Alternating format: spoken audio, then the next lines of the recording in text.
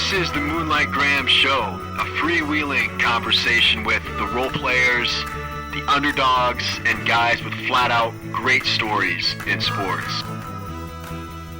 Hello and welcome back to the Moonlight Graham Show, and you can probably hear a little bit of fatigue in my voice right now because I'm recording this bright and early on Friday, August 13th, the morning after the Field of Dreams game in Dyersville, Iowa. And what a night. What a night. It was a late night last night. Got home, about 2 o'clock in the morning. And as my brother Neil and I will talk about, it was one of the greatest, most amazing nights of our lives. What a special night to be there. I've heard it was fantastic to watch on TV. I can't wait to go back and watch it on TV because I've heard Major League Baseball and Fox and Dyersville and everybody involved did such a great job that it showed so well on TV, so I can't wait for that. But being there for this was a truly remarkable experience, and I've kind of described it as like a Moonlight Graham Show fever dream, where everywhere you turn, there is famous baseball people, famous media people, Iowa famous people, many of which we've had on the podcast.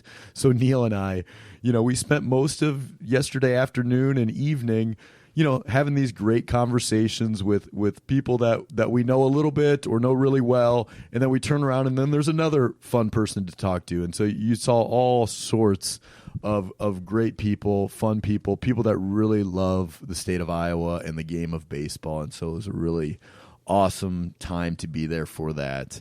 And so for this episode, what Neil and I did is we recorded before the game, on the way in the car ride to the game. We recorded what we were expecting, what we were excited about.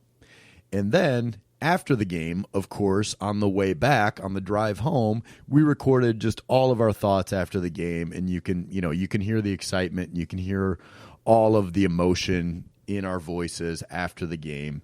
I will say, I want to preface this, that I did make a couple of mistakes last night, and you'll get to those in the episode. But one of the mistakes, and this is on me, every podcaster out there has done it, but when I pushed record on my portable recorder, I actually pushed the record button for the recorder to do the recording instead of the microphones that we're holding in the car. And so what happens then is it sounds like we're in a car ride. So the audio, instead of it being crystal clear like it is right now, it sounds like you're in a car ride with us. And so obviously we were in a car ride. And if you as a listener, I want to warn you, but if you as a listener want to take that car ride with us and hear kind of the sound of the road in the background as we're driving to Dyersville, driving to the Field of Dreams, and then driving home, at about 11 o'clock midnight last night, you can do that. But I just wanted to give you a heads up. It was a mistake on my end. Not the only mistake I made last night, but the big one for the podcast. But let me tell you guys, special night. Really hard to put into words. I wish I had a better vocabulary to be able to describe it, but enjoy this episode. Also, thanks for following along. We picked up maybe 500 plus new followers over the past 48 hours.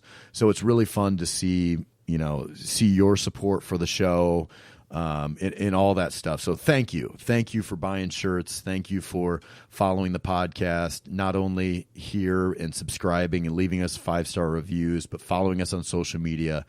We really, really appreciate it. You guys have made for this week to be really special for me and the team here. So enjoy this episode here of the Moonlight Graham Show and of the Field of Dreams game. And I'm going to go get some rest.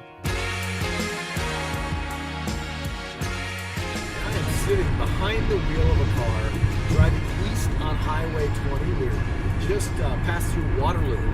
My brother Neil is sitting shotgun. Neil, welcome back to the pod. Thanks for having me, Tim. And we are obviously on our way to the Field of Dreams.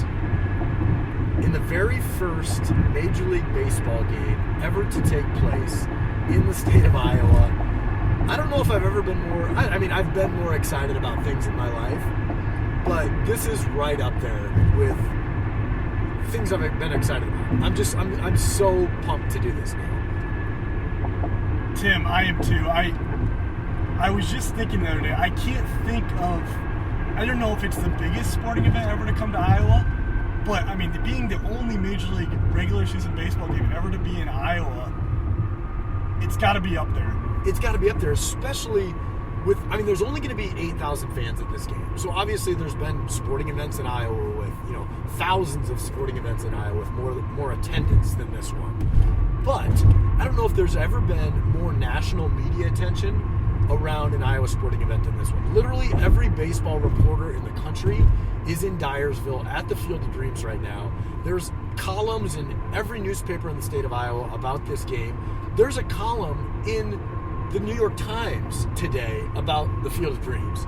This is a massive deal for the state. Right, and it's bringing the whole state together too. I mean, even non-baseball fans, everyone that you talk to is talking about this game. They're wishing they had tickets to the game. They're marveling at the price of the tickets on the secondary market. It's really cool to see a lot of non-baseball fans who maybe have not watched a baseball game all year get so excited to tune in tonight to watch the game. Yeah, I can't tell you how many people have walked up to me in the last couple of days and told me they haven't watched a baseball game in a year or all year, but they're going to be watching tonight. It is going to be appointment viewing, and I think Iowa is going to look spectacular on TV. I think so too, and it's such a beautiful setting too. I remember getting a chance to play at the movie site a couple years ago, and it's so beautiful. The cornfield, the rolling hills in the background. I can't wait to see the field too. See a major league field cut into the cornfield like that. It's gonna be so awesome. Yeah, you're right. We talked about this back when I think we had Mike Woody, the movie critic, on the podcast. We talked about the Field of Dreams movie. But the site, the location guy that picked out the movie site for the Field of Dreams, I hope that guy made $1 million because it's an absolutely perfect setting for a baseball field. It's just a little bit of a rolling hill. You drive down a little bit of a hill in a driveway to get down to the Field of Dreams, and it's in this little quaint valley that at night there's a fog that rolls in on a peaceful, perfect summer night. I think that's what we're going to have here tonight, and it's just going to be awesome. And especially the anticipation the last couple of days, really all week, but over the last couple of days, you've seen every sports writer from Tommy Birch at the Des Moines Register to Keith Murphy at Channel 13 to literally every national baseball sports writer is there. They're all doing the cliche walk into the corn thing. They're, A-Rod and Big Papi were filming. Nick Swisher's there. The big hurt Frank Thomas is there. Everybody's doing it, and everybody's kind of drinking a heavy dose of the nostalgia that is the Field of Dreams. And it's kind of cool because as Iowans, we've all been there. This is our backyard for us. And so this is old hat for us a little bit, but it's still going to be cool. But for the national media to appreciate this place the way that we do is neat. Yeah, definitely, Tim. And, going to the stadium site, there's only going to be 8,000 people there too. So, and I don't know if there's a lot of suites for the really wealthy people. I don't think famous there are. People are. So it may be the case where I'm probably going to be sitting right next to Ashton Kutcher, I'm assuming, or Tom Arnold or some famous person. I don't know if they're going to the game. But AJ Pierzynski. AJ Pierzynski's going to be sitting to my left. At least that's what I'm hoping. Yeah, I'm really hoping Dallas Clark's right in front of us, and we're hey, down in front, Dallas. I hope so too. It's been fun too, just watching the coverage of the Field of Dreams game over the last few weeks. The MLB put the lottery out, and then we had to put our names in for the lottery. Then the lottery came out. I didn't qualify for the lottery, but then I'm hearing that the way they're going to do it is you park at the old field, you go through a corn maze to get to the field, and then Guy Fieri's going to have his special apple pie hot dog there. And it's all these little breadcrumbs that they've thrown in to make this experience really cool, has made it the build up to it really exciting. Yeah, the national media on this game has been nothing but positive. And they are all just, fully in on the Iowa experience right now, which has been great. Hopefully it stays that way. Hopefully the game goes well tonight. And, there's been leaks about the Cubs coming next year, and this continues to be a thing that Iowa has year after year after year. I will say that, some of the local media hasn't been as good. There's been some negative stuff, which is tough to see because I really want to make this only positive for the state of Iowa because ultimately the money that is coming into the state through Major League Baseball being here and the first ever Major League Baseball game is tremendous. And Dyersville, Dubuque County, the whole state of Iowa is receiving a huge influx of money. This is great for the economy. It's great for the exposure of the state. And so for us to complain about like, oh, the tickets are too expensive, I think is like, that's item number 15 on the list right now. Right. I think in some senses it's a testimony to how big of baseball fans we have here in Iowa to drive the ticket prices to the point they are. Yeah. It shows that, we may not have a major league team in Iowa, but we have a lot of really passionate fans here in the state who are willing to pay a lot of money to go see a baseball game. Yeah, and so talking about that, how we got our tickets, because I was not planning on going into this game. I was always kind of under the impression that, like, I think that the tickets are going to be too expensive for me. They're going to be too rich for my blood, and it's kind of ridiculous spending $1,000, let's say, on a ticket. But then, as the butterflies were in my stomach at the start of this week, and the anticipation of the game, I started getting like really antsy, and like, man, it'd be really tough to miss this game. So on Monday of this week, I called our dad and I said, Dad, how cool would it be to go to that game? And he's like, man, it'd be pretty cool, but I think the tickets are going to be too expensive. And I said, I know. But right at that same time, tickets on StubHub were going from like $1,500 a ticket all the way down to like $800 at that point. And so I said to Dad, I was like, what's our number? Okay, let's set a number out there. And if tickets get down to that number, let's go. Because I don't think we'll regret. It's going to hurt. The tickets are above the budget. It's hard to justify spending that amount of money on a ticket, but I don't think we'll regret it because I think the experience is going to be that great. So what happened was, at the same time, there was a couple in Fort Dodge who won the lottery. They won the ticket lottery, and they couldn't go to the game. And somehow our dad found out about it, and he calls me and he says, I think there's these tickets available, and we can get a pretty good deal on them. What do you think? And so I'm not going to say exactly how much we paid for them, but it was not $1,000. We got them for well under $1,000. I think we got a pretty good deal on them. We, the people that sold us the tickets, they made good money off us as well, but we spent well below what was on the internet for most of the internet. And so at first it was going to be like, man, Dad and I are going to go to this game.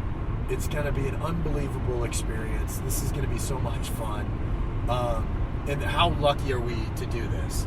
But then Dad comes down with strep throat. Literally yesterday, I get a text from Mom that says, Dad, you're not going to believe this, but Dad's got strep throat and he can't go. And so, Neil, that's where you come into play. Yeah, and I feel bad that I'm benefiting from my dad's sickness. But yeah, my dad calls me yesterday. He says, he's got strep throat, he can't go to the game. And so I asked if I would take his ticket, and I jumped on it. I was just scanning through Craigslist, the hour before he called me, looking for tickets. I saw some people that were willing to get rid of their tickets at face value. Looks like some other people had already jumped on those tickets, so I'm really excited. Well, Neil, you went to the All-Star Home Run Derby this year, and now you're going to the Field of Dreams game. This is amazing. I know. I've been to a lot of fun baseball events this year. On a scale of 1 to Joe Mauer, where would you rank the Home Run Derby? The Home Run Derby was really cool. I mean, I don't know. It was kind of like this is going to be like a really unique sporting event that you've never been to before. Was how I'd rate the Home Run Derby. Like, I've been to a lot of baseball games. I haven't been to any Home Run Derby, so it was really cool in that sense. I would rate it like a, Joe Mauer, probably like an 8. What year of Joe Mauer would that be? What year of his career? Not quite 2009. So I would rate this event as 2009 MVP Joe Mauer. Yeah. Maybe the Home Run Derby is like Morneau winning the MVP? Yeah, the year Morneau won the MVP, but Mauer kind of set him up for that. What would that have been, 06 or 7? Yeah. Somewhere around there. M&M brothers. Right, exactly. Okay, so that's big. It's big. I'm more excited for this than the Home Run Derby, but I didn't really know The Home Run Derby was more exciting than I thought it was going to be. This, my anticipation is sky high for this game. Did you pick up any Twitter followers when you were on TV at the Home Run Derby? Because Shohei Ohtani almost hit you. Right. Maybe a couple. I was disappointed. I hope I picked up one more. Yeah. Well, that's the amazing thing about this is we've picked up like 200 Twitter followers in the last 24 hours because the whole baseball Twitter world is geared in on Field of Dreams right now. So every tweet that we send out is somehow like really popular, like way more popular than probably it should be. Right. And it's all of our target demographic that is reading it. So like we're doing well right now.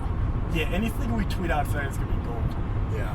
So, what are we most looking forward to with this game, Neil? Like, the game's almost an afterthought right now. Right, and I kind of already mentioned a couple of the little breadcrumbs that they're putting out for us, but just, walking through the corn maze to get to the stadium is going to be awesome. Yes. That's going to be awesome. Just how small the stadium is going to be. It's only 8,000 people. Right. It's like you go to an Iowa State football game, there's 48,000 people there, and then there's another 30,000 people in tailgating, right? And so we talk about parking is going to be a little bit of a nightmare, but it's going to be nothing compared to like what a major college football game would be. Right. And just being so close to these major league players, it's going to be like we're watching Giancarlo Stanton at a Colonel's game, basically, and even probably closer than that because it seemed like the stands are pretty close to the field and there's going to be a lot of access. I wonder how close we'll get to Cosner.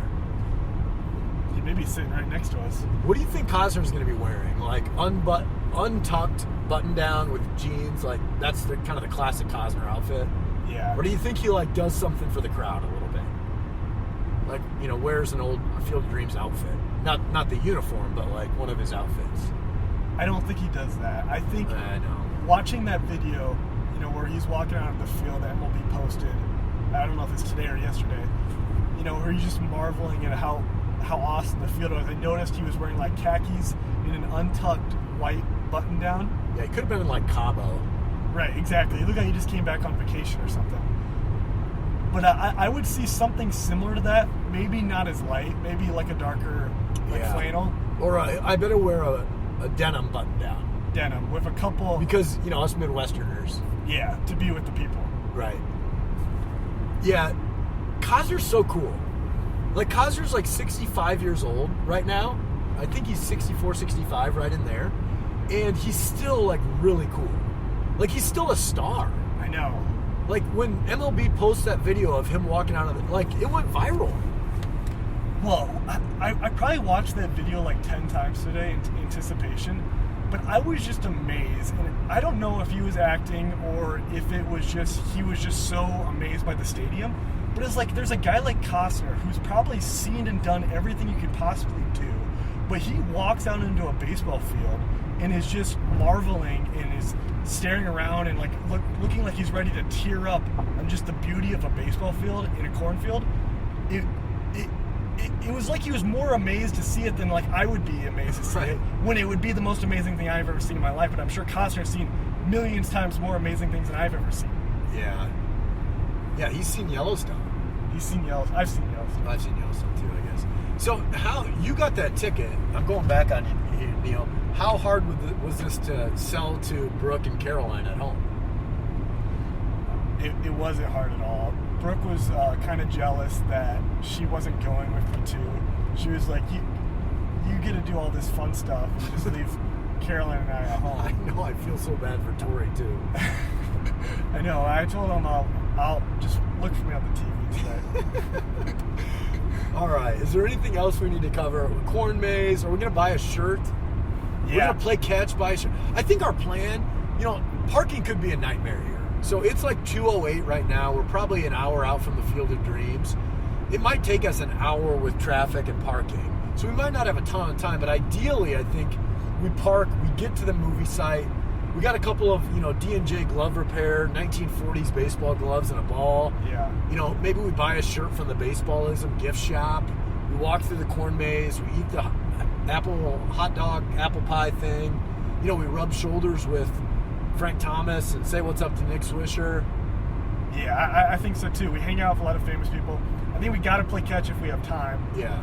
I was planning on, I don't usually buy a lot of merchandise when I go to these type of things, but this is such a unique event that I feel like I can't pass up on anything that looks kind of cool. I think I already mentioned it, but I plan on having the apple pie hot dog too.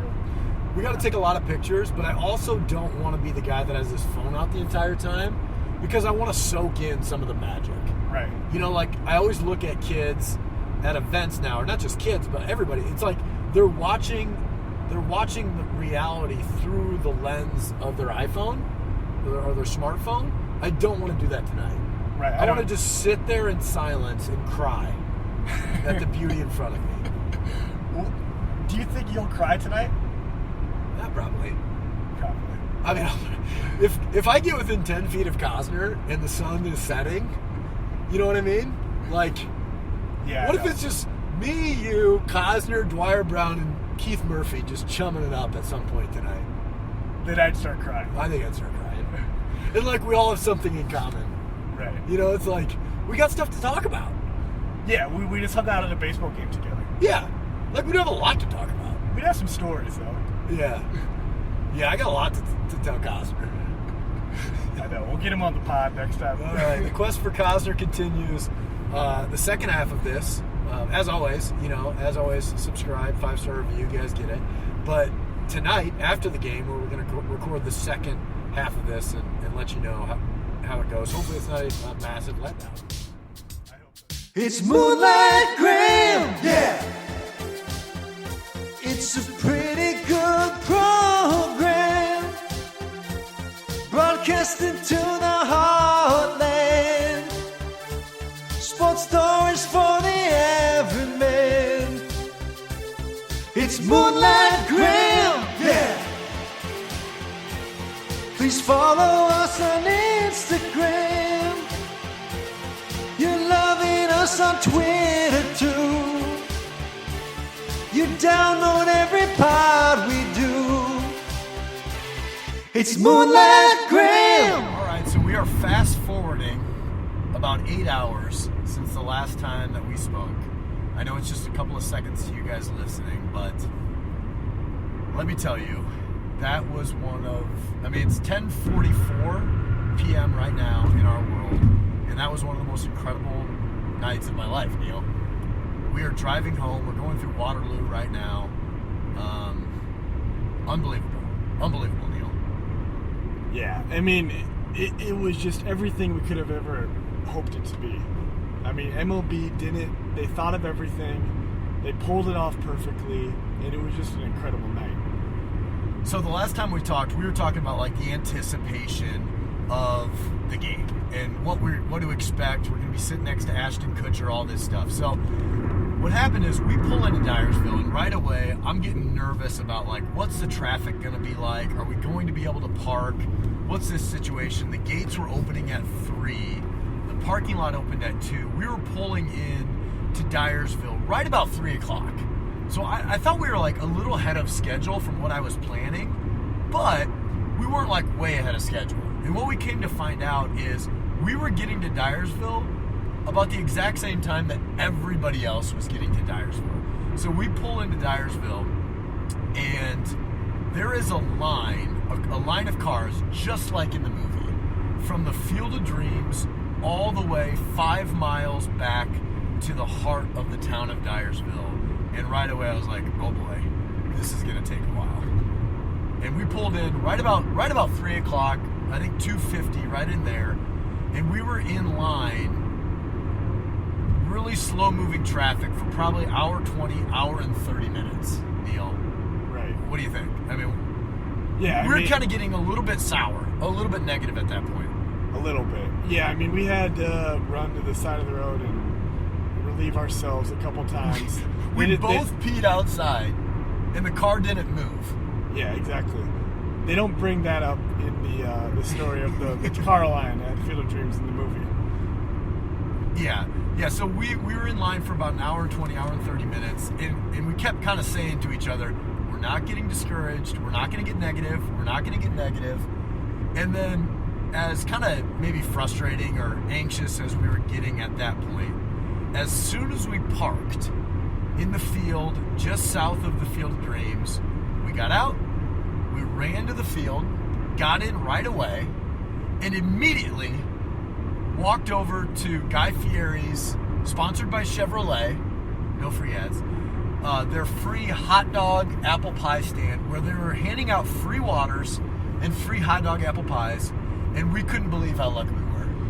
Yeah, when we got right in, there's hardly a line to the free hot dog apple pies, and we got a fresh batch too. Yeah, which it was hot. It was very hot, and I think that made a big difference. And I got it, and I was really impressed by it. How would you rate it on the Joe Mauer scale? I don't know. I mean, I just really liked it. If a 10 is a fresh batch of Scotcheroos, that was probably at least a 7. I would say it was comparable to like Joe Mauer's rookie year, first full season. Oh yeah, his year. Yeah, okay. You know, you don't really know what to expect, but not only was it great, but it also exceeded expectations. Yeah, I didn't really have high hopes for it, so that's why I was just really impressed with it. And while we're eating the apple pie hot dogs, I don't know what we call them. I think apple pie hot dogs is the only thing you can call them. I noticed out of the corner of my eye this guy named Terry Rosendahl, who's there, who I knew he was going to be there. He's a West Des Moines guy, and he works for like a distributor, a marketing distributor that I know does a lot of business with Topps, the trading card company. And so I knew Terry was going to be there with Topps. And so I see Terry, and I was like, hey, Terry, what's going on? I go run over, and I say, Neil, we got to go say hi to Terry over here. And Terry's just a nice guy. And so we walk over, say hi to Terry, and Terry's like, oh, Tim, why don't you meet my friends? This is the president of Topps. This is the general manager or the general counsel of Topps. And this is the head of sales for Topps baseball card. They're all wearing Yankee stuff. These are Manhattan guys. And they're all like, hey, cool shirt. Because me and Neil are both rocking the Moonlight Graham Show shirts. and they're like, where can we get one of those shirts? It's the coolest shirt I've ever seen. What's the name of your podcast? And they were really making us feel pretty good. Right, that was cool. I didn't know that you didn't know the Topps guys, so I was just trying to act cool. Like I also like hung out with. Because they acted like they were our buddies. Yeah, and they didn't look They looked kind of unassuming. They didn't look like they were like CEOs of like big companies. They were just wearing normal T-shirts and stuff. So I just tried to act like I was part of their group. Yeah, and then the president of Topps' wife came over, and she's like, have you seen these guys' shirts? Where can we get one of those shirts? And she's like, and the guy's like, I know, yeah, they run a podcast and they have cool shirts. Terry knows them. And I was like, wow, I don't think we deserve that much of, acclaim that Terry was giving us. Yeah. And I don't know if we want to get into this now, but we kind of stood out the whole night because, these teams are black and white. You got the Yankees and the White Sox. They both wear black and white colors. I'm wearing a yellow Moonlight Graham Show t-shirt, and Tim's wearing his red Moonlight Graham Show t-shirt. So we're just kind of sticking out like sore thumbs, and all night people are coming up to us, complimenting our t-shirts, and telling us where to get them. And I'm like, yeah, podcast. Buy them on the podcast. I didn't really have a great answer for it. And we're walking around like we were kids in the candy store. We cannot wipe the smiles off of our faces. I still have a smile on my face.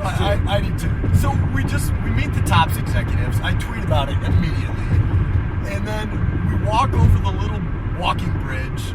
As soon as we walk over the walking bridge, we run into Pat Hoberg, who is the home plate umpire for tonight's Moonlighter, Pat Hoberg. And I don't think anybody else recognized Pat Hoberg because he's always got an umpire mask on. He's not a famous person, but and so right away I said, hey, Pat, what's going on? And I think I caught him off guard because he obviously doesn't want to be recognized because the game, literally first pitch of the game's 2 hours away.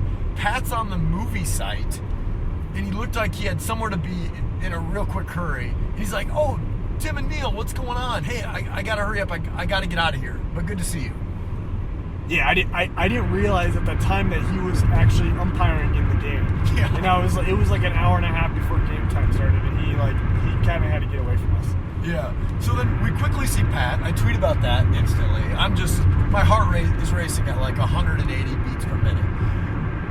I'm not kidding. Not 30 seconds after we see Hoberg, I'm walking to my right, tweeting about meeting Hoberg, and I literally almost run into a golf cart that Kevin Costner is riding in, and Neil says, "What did you say?" I think I didn't want to make a big deal out of it, so I was just like, Tim. I was like nudging you, letting you know that Kevin Costner in his golf cart was just riding by me, and literally he came within 2 feet of us. He just ran right by us, winked at me, and just went on his way. Yeah, it's like 4:45. We've been at the movie site for 10 minutes. We've met the president of Topps, who's a huge fan of the pod. We meet Pat Hoberg, Moonlighter. Then we see Costner.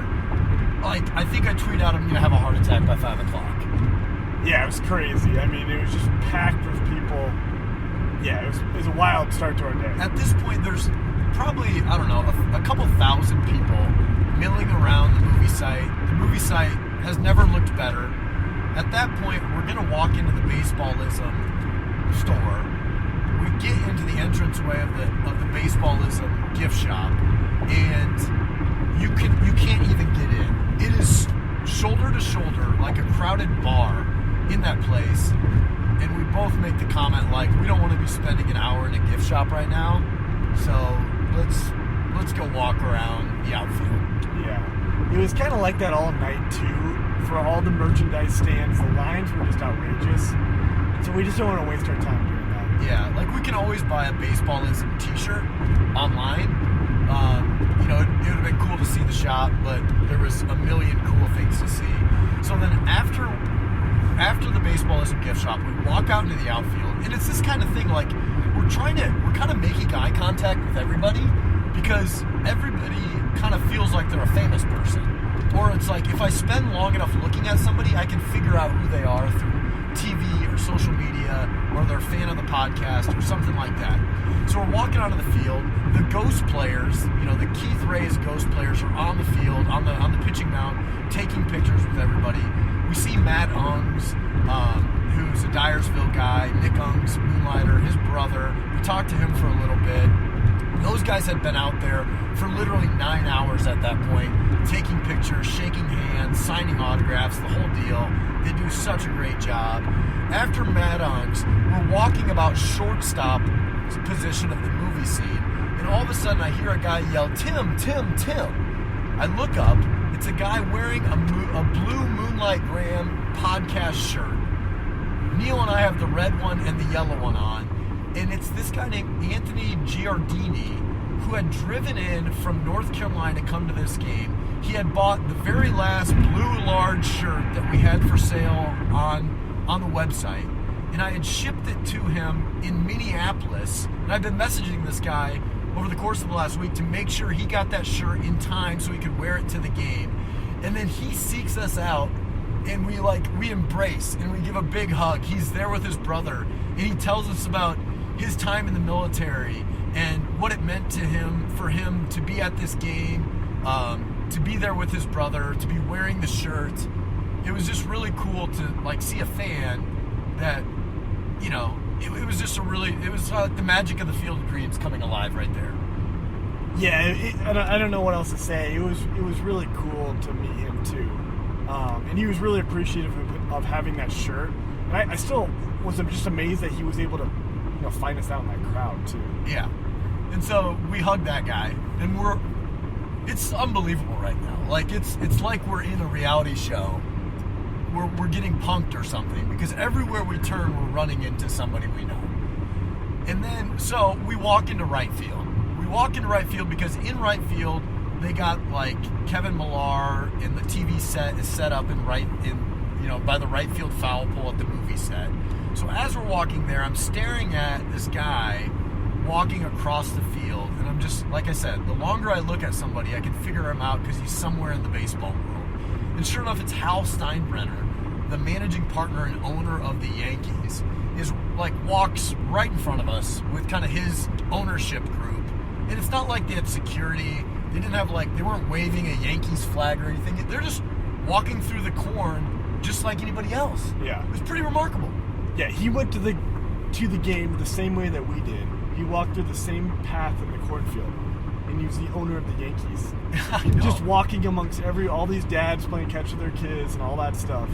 And there was Hal Steinbrenner. I didn't recognize him though. I didn't know what he looked like.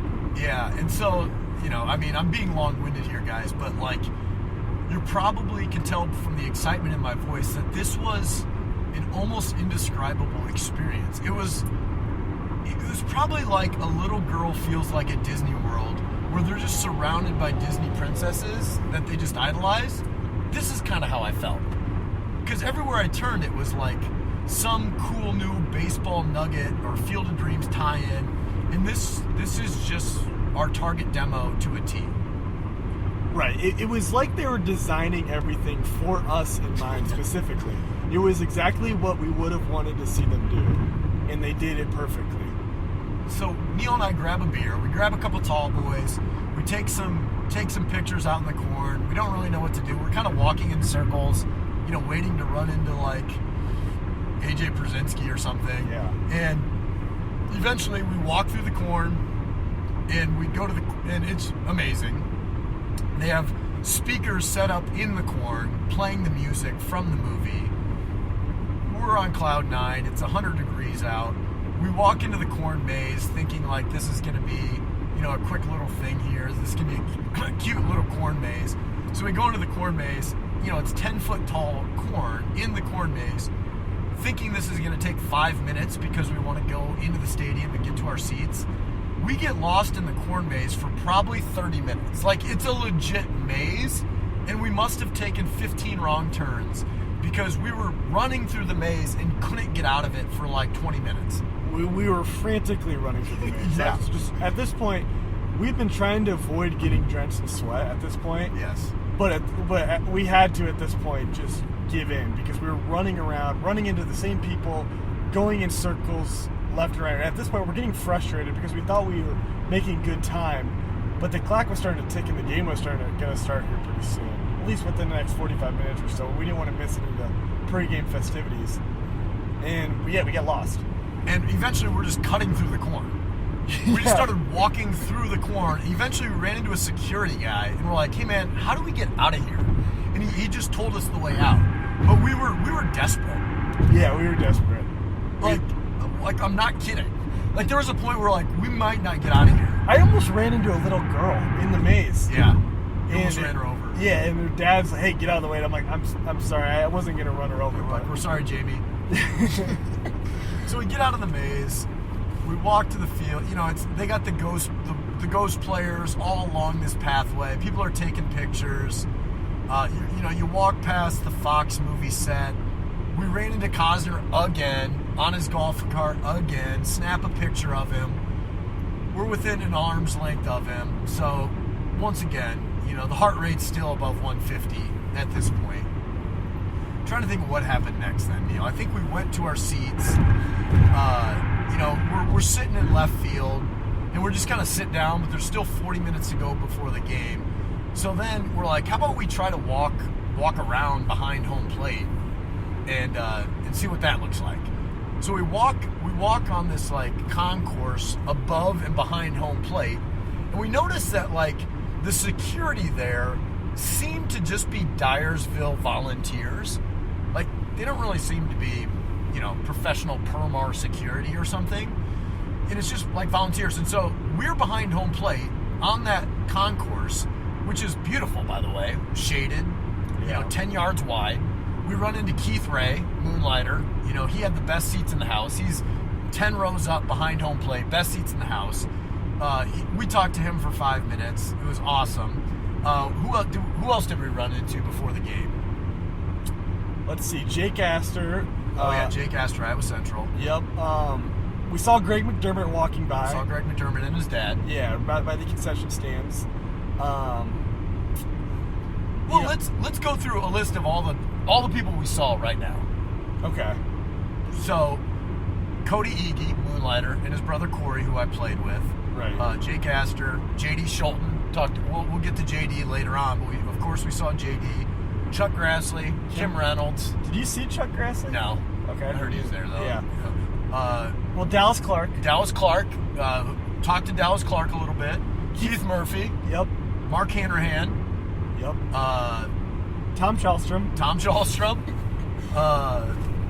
I mean, it was like this. Ricky and Rick Sandquist. I mean, there was more like all the big baseball guys in Iowa. Yeah, Nick Ungs, Rick Heller, Chad Crable, Scott Brickman, Chad Crable. Gosh, I'm forgetting them now, but it was like this all night. It was like every Iowa famous person you can think of was there. We ran into them and we talked to them for probably 2 to 3 minutes. Like right. we couldn't turn around for a while without running into somebody who had like been on the podcast or like we knew a little bit. We ran into Dwyer Brown and the concourse, and we ran into Alan Roach too. Yeah, Dwyer Brown, who's getting a picture taken with everybody. So I'm waiting in line to get my picture taken with Dwyer. I had emailed Dwyer earlier in the day. Dwyer, of course, is John Kinsella. And so then Dwyer sees me, and he comes over and he's like, "Hey, Tim, great to see you. Can we get a picture?" So I'm taking a picture with Dwyer Brown. Then Alan Roach comes up, who's the PA announcer for this. So then I get a picture with Alan Roach and Dwyer Brown at the same time, which was absolutely incredible. It kind of looked like we were insiders at that point, but we weren't. We were just standing in the right place at the right time. Yeah. Well, it was cool that Alan Roach and Dwyer Brown, like they went up to us, or no, they didn't go up to us, we went up to them, but they were so approachable. Yeah. And they acted like we were like one of the guys. And while I introduced Alan to Dwyer, Alan says, "Hey, Dwyer, we got to talk in a couple of innings, by the way." You know, I was kind of like their facilitator. Oh, yeah. So anyway, you know, we're being long-winded here, but this is before the game. We noticed that nobody's kicking us out, and this is the best view of the Field of Dreams. So we're like, why don't we hang here for, you know, whatever's going to happen before the game, first pitch, all of that stuff. So we just stand behind home plate. We can see Rob Manfred, you know, is 100 feet away from us. Pat Hoberg is, you know, we can see him. He's umpiring the game. He's right there. We can see A-Rod and Poppy. And then all of a sudden, the game starts, or the pregame stuff starts, and, you know, Cosner's on the big screen doing a pregame thing. And then all of a sudden, Cosner starts walking out of the corn, Neil. Right. And at this point, they're playing the music. Cosner's walking out of the corn. I'm starting to get a little bit choked up. How are you feeling at this point?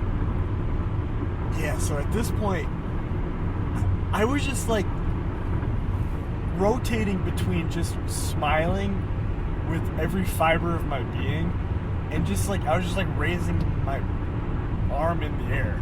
Yeah. I didn't know what to do. I did have my phone out. I was just like soaking it all in. It was just like, it was so dramatic, and it was just perfect every single way.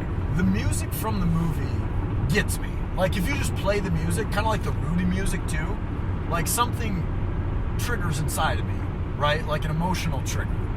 So they're playing the music, and then the visual in front of us and the location that we were at was so magical that Neil and I high-fived over our heads a couple of times, and then Neil was fist pumping, and then I started fist pumping, and then I started like getting choked up, and then Cosner walks out of the corn, and I text Dad at this point. Dad couldn't make it because Dad has strep throat, and I text Dad. I said, "I wish you were here." And I started crying while I was sending the text. "I wish you were here." And then Cosner walks out of the corn, and then Dad texts me back and just says, "I wish I was too. I'm glad you guys are there. I love you." And under my sunglasses, there are tears rolling down my face. And I am just I'm overcome by the moment. Well, and then when the players came out, I just thought hold on. Before the players came out, okay, we're not there yet. Cosner is just taking his sweet time walking through the outfield. Right. When we were talking about this during the game, it was like Kevin Costner built the stadium himself. It was like, and he did in the movie. Yeah. But it was like he was taking ownership of the field. Like, this is my field. Yeah, Cosner did not build this field. He didn't even build the old one. It was just a movie. But, like, it was almost like we were all paying homage to Kevin Costner. And rightfully so. And rightfully so. Yeah. But, like, he, in only the way that a star could, was not rushing the moment. he was doing it in only the way that he could. Nobody else could do what Cosner did there. Yeah, and I'm looking forward to watching it on video too, because it was in the outfield, so we weren't all that close up to it, but I'm interested in watching what Costner was doing up close and personal, because I'm sure the TV broadcast of it was great. But the TV also doesn't give you a great perspective on how big the outfield is and how much Cosner was just wandering. Yeah, he's just wandering around. And people were just loving it. Yeah. Like, we were just screaming for Cosner. And he wasn't saying anything. Maybe he wasn't saying a word. I don't think so. Yeah. And so then he comes out, kind of stands, and then the players come out. And I was not expecting that. I should have been, but I was not expecting that. I was so much on the Cosner quest that I hadn't even thought about the game. Yeah. So the players come out, and it's magical. It's like the players are, in that moment, we're connected. They're connected to, the Shoeless Joe Jacksons and the great stuff that came out of the cornfield in the movie. It's like they're part of that great history now. It's the White Sox, who of course were the Black Sox in the movie. Yeah. And then also the Yankees, the most famous American sports franchise ever. And you could not dream up a better setting. The two perfect teams to do it the first year. Yes. And so the teams are walking out of the field, and they seem to be really doing a good job of it too. And that was cool. Is a couple of them go over and pay homage to Cosner as well. A couple of them did, but not all of them. Not did. all of them. A couple of them, yeah, that probably were American kids, that knew how big of a deal Cosner was, right? And it grew up on the movie. They went over and shook his hand, and it was like, oh, that would have been me for sure. And it wasn't like they were fanboying either. It was just a respectful, thanks, Kevin, for building this field for us. Yeah, thank you so much for plowing over your corn and building this field for us, Kevin. At least that's how I took it. So, and then Cosner pulls a mic out. Then they set up the mic for Cosner. And, he's got no notes. He's just got Iowa at the tip of his fingers.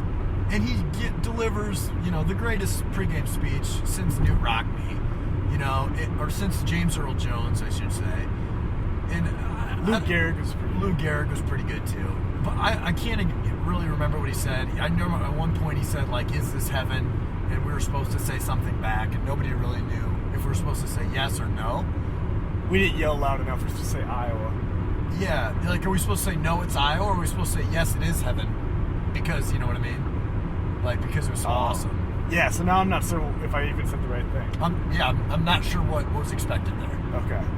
So, sorry, Kevin. But, so then that happens, and then at that was the moment, Neil, I think you hit the nail on the head of this earlier, where you just realize that we're never going to get Kevin Cosner on this podcast. Right. We're not giving up, but Aaron Judge, Rob Manfred, Giancarlo Stanton, Tim Anderson, Tony La Russa, all stars. A-Rod, Big Papi, a lot of stars there. Yeah. No one comes close to Kevin Cosner. Right. At that moment especially, but even when he was riding around in his wheelchair, golf cart. Oh, his golf cart. We were as close as I've ever been to Kevin Costner, but he never seemed more inaccessible. Yes. He was on top of the world, like you said earlier, the coolest guy in the stadium. It's not even close. I met Trump once. I met Hillary Clinton once. I met Chuck Norris once. You met Chuck Norris. I think I've met a lot of kind of really, really famous and cool people in my day. No, I'm not starting to say I've met everybody. I'm not Keith Ray here, but I've never seen charisma like that. Right.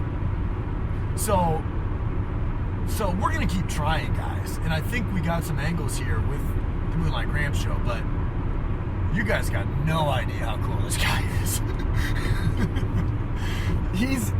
He's on a different level than we are as a human being. In a way that some of the art, we've got some big guests on, but Costner's another level up.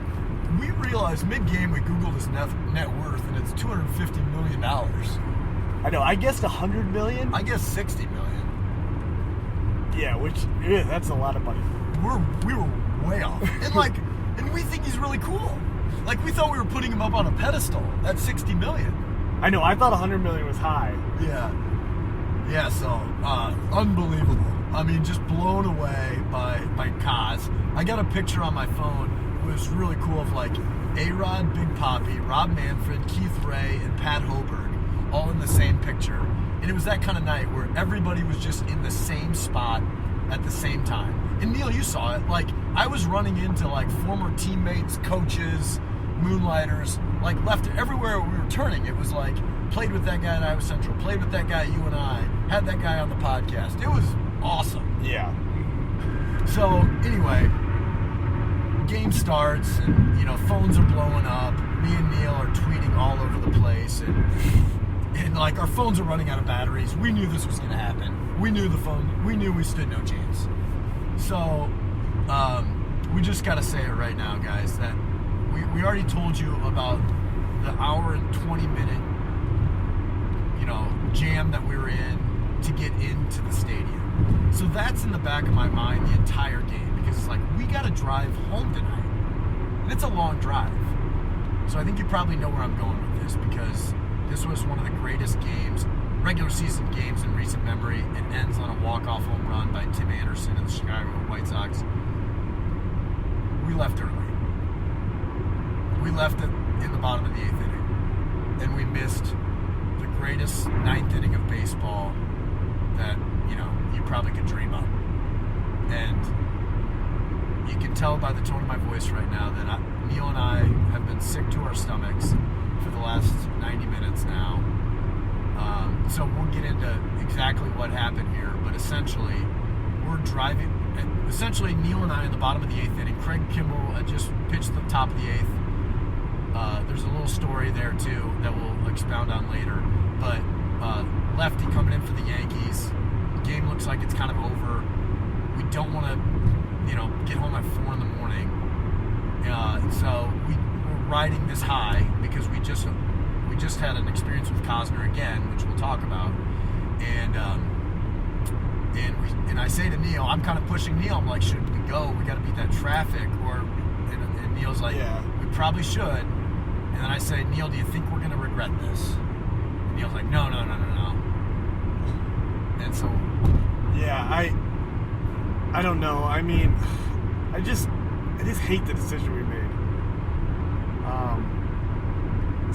Because at that time, when we were leaving, we're thinking back to how long it took us to get into the stadium. We were in line for an hour and a half. We got a 3.5 hour drive home. No excuses, but...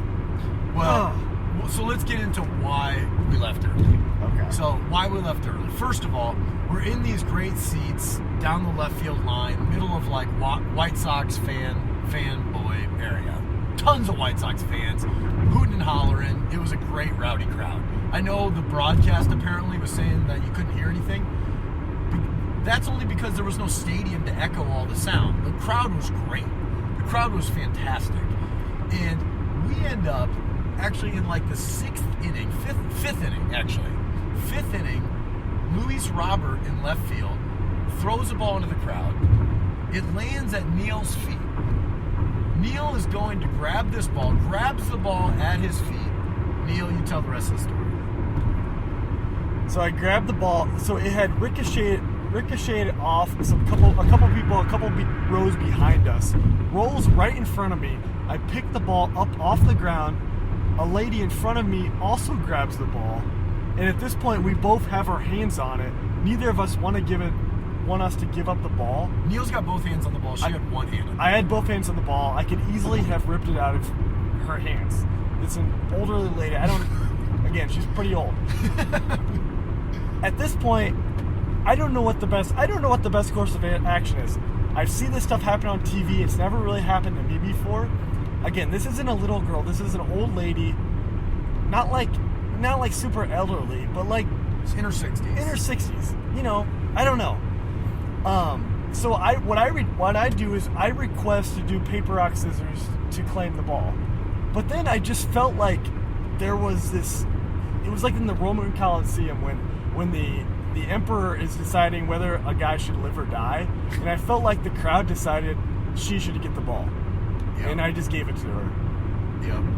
And she kind of snaked it away from She snaked it away. She wanted the ball. Yeah, she as soon as you relented a little bit, she ripped it out of your hands. And it was no longer mine. Yeah. And it wasn't getting it back. And it kind of was, we kind of had a weird feeling about it. Yes. I still have like a sinking feeling in my stomach about that incident too. And we come to later find out this lady was from Fort Dodge, our hometown, and graduated from Fort Dodge St. Edmund, our high school. How bizarre is this? And then we come to later find out that the people sitting to our right know our grandparents. And it was just like this classic Iowa conversation where like the lady that snaked the ball out of Neil's hands used to walk home from school with my Aunt Teresa, my godmother. And like all of these connections were just so Iowa and so bizarre, but it also was making us feel kind of weird because, we kind of wanted that ball. I know, and I don't like how that went down, too, and I don't know. We didn't really want to go back. We kept walking back and forth, too, because we were leaving to come back, and it was so tight in there, too. There was a couple people to my left. I stepped on her foot like 4 different times, walking in and out. I almost kicked her program over into the row in front of her, and I just didn't want to do that again. So after the foul ball incident, Corey Iggy, former teammate of mine, and his brother Cody, who had tickets from one of the players, because Cody is a moonlighter, former Major League Baseball player, so they had great seats. We meet them out for a beer. Talk to them for 10 minutes. It was great. While we're out there, we run into Greg McDermott again, and we also run into Keith Murphy, moonlighter, and Mark Hanrahan, and took a picture with Murph. And then Murph texted me like 5 minutes later that he wanted to interview me and Neil on TV, but I didn't get the text message till later, so that was a bummer. But we don't want to go back to the seats because of the foul ball incident, and because it was tough to get in and out. And it's tough to get in and out. Dallas Clark was right there too, so we could have said what's up to Dallas again. But and we made these connections with them already. It was just kind of, the whole thing was a little bit awkward for us.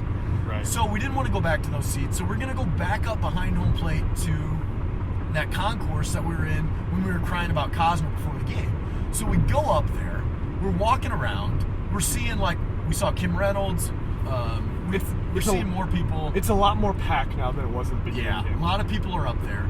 And this is where we run into J.D. Schulten. So we're along the first baseline now, and we run into J.D., and I was expecting to run into him, say what's up to J.D. He comes out, and you can tell he's got something on his mind. He's like, hey guys, love to sit and chat, but I think Cosner is going to come out. He's going to leave the game right now, right down these steps. And J.D. saying, I'm going to go and try to say hi to him. He's like, you want to go with me? And we're like, oh, hell yeah, we want to go with you. So we follow J.D.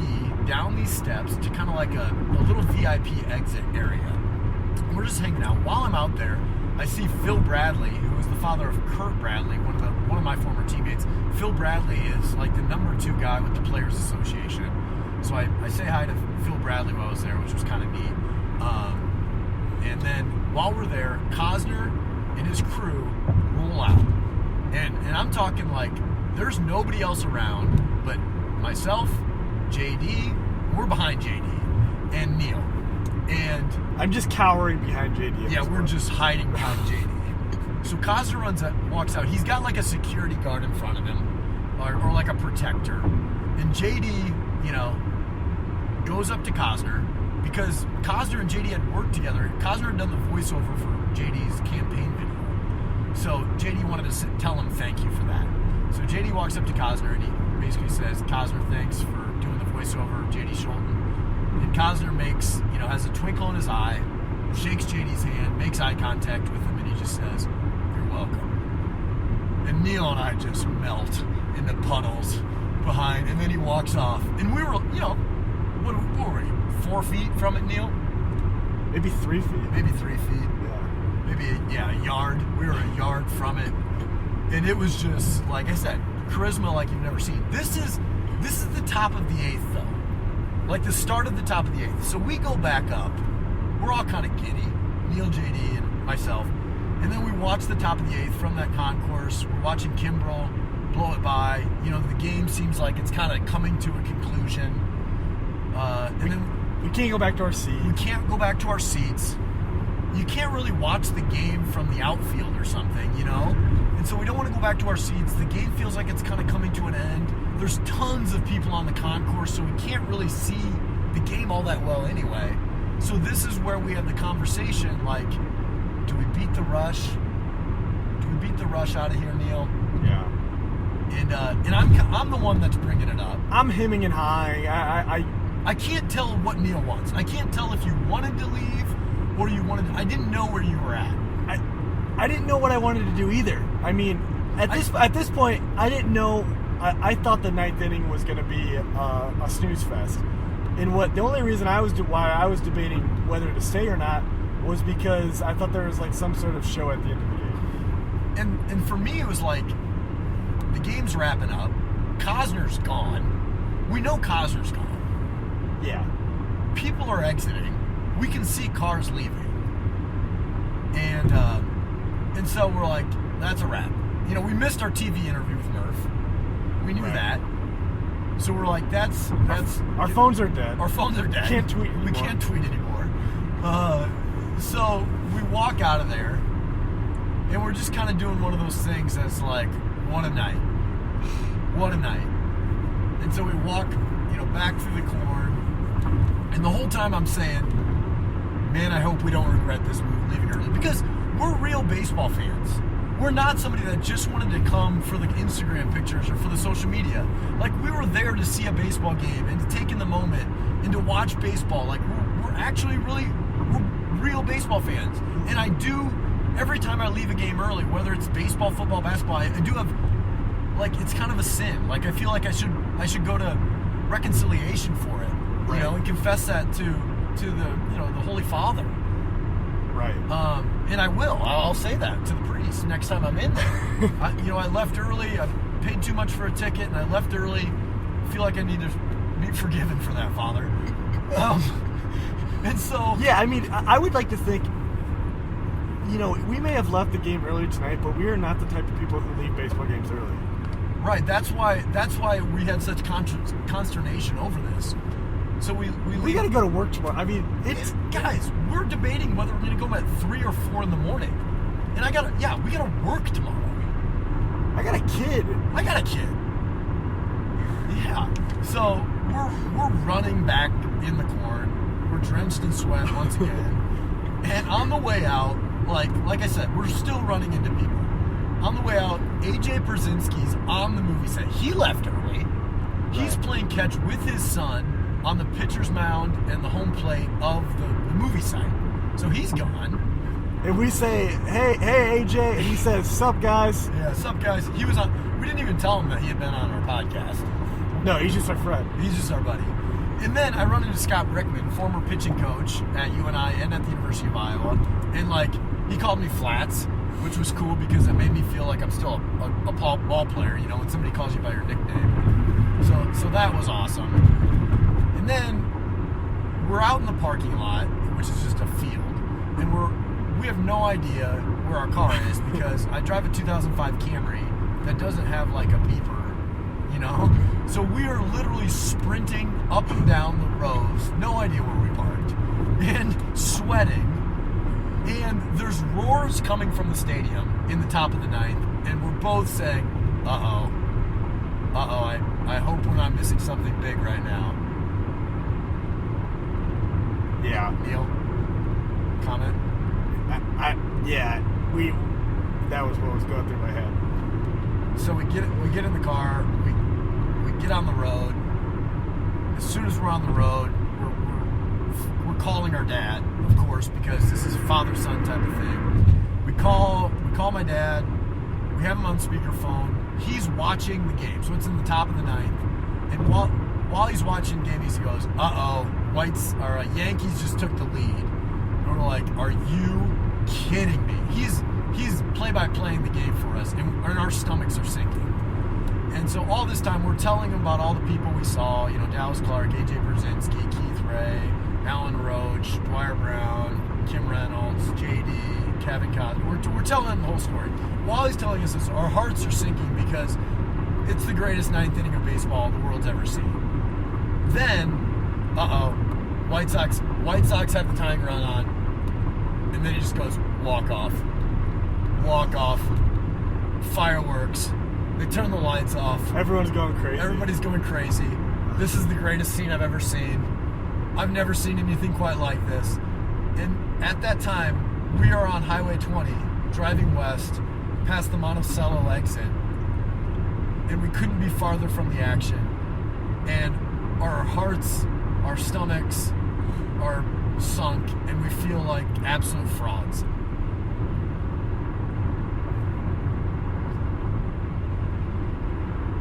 The closest thing I could compare it to was when Tom Watson missed the putt to win the British Open at 59 years old to the Stewart sink.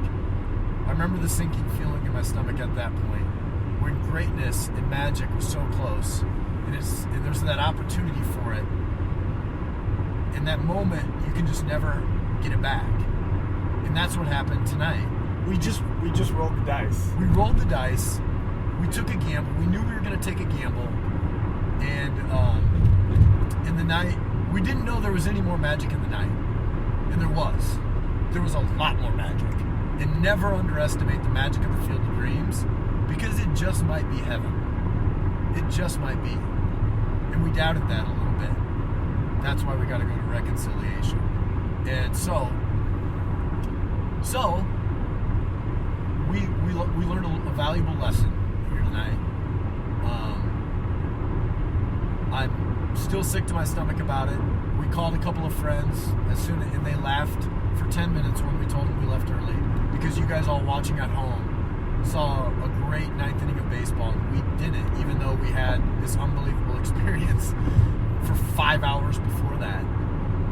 It was one of the greatest baseball sports experiences that I could ever dream up. The story's hilarious that we left early. I can't wait to watch the thing at home. But yeah, we left early, and we'll live with that. We'll live with that for the rest of our lives now.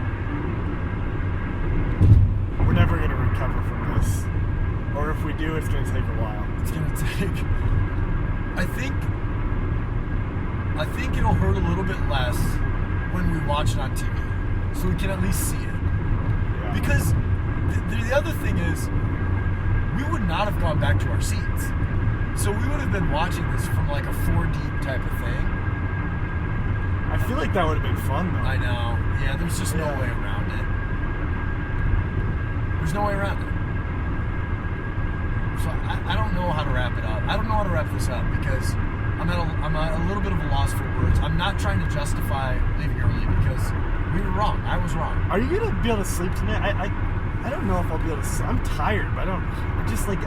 I feel anxious about leaving. I don't know. Yeah. Yeah, I mean, reconcile. Keith Murphy told me that, right? And so I need reconciliation right now. Not with my father, but with baseball, with the Field of Dreams. What we'll have to do is go to next year's Field of Dreams game and stay for the whole game. Yeah, it's going to be a 12-0 blowout next year. And we'll have to be planted in our seats for all 5 hours. We'll have our hotel booked in Manchester. Yeah. We'll go there after the game. So that's it, guys. That's the story. It was almost indescribable. 5 hours. I mean, Keith Murphy took a picture of me and Neil, and he tweeted it out. And we had been smiling for 5 hours at that point. You got to see this picture. Just take a look at it, because we are so happy. And like, we had to look hilarious because we were the only guys in the crowd. Yankees fans were in, navy and white. White Sox fans were in black and white. And Neil and I looked like a human hot dog. Ketchup and mustard. And everybody was telling us, nice shirts, but I mean, so many compliments on the shirts. Yeah, lots of compliments.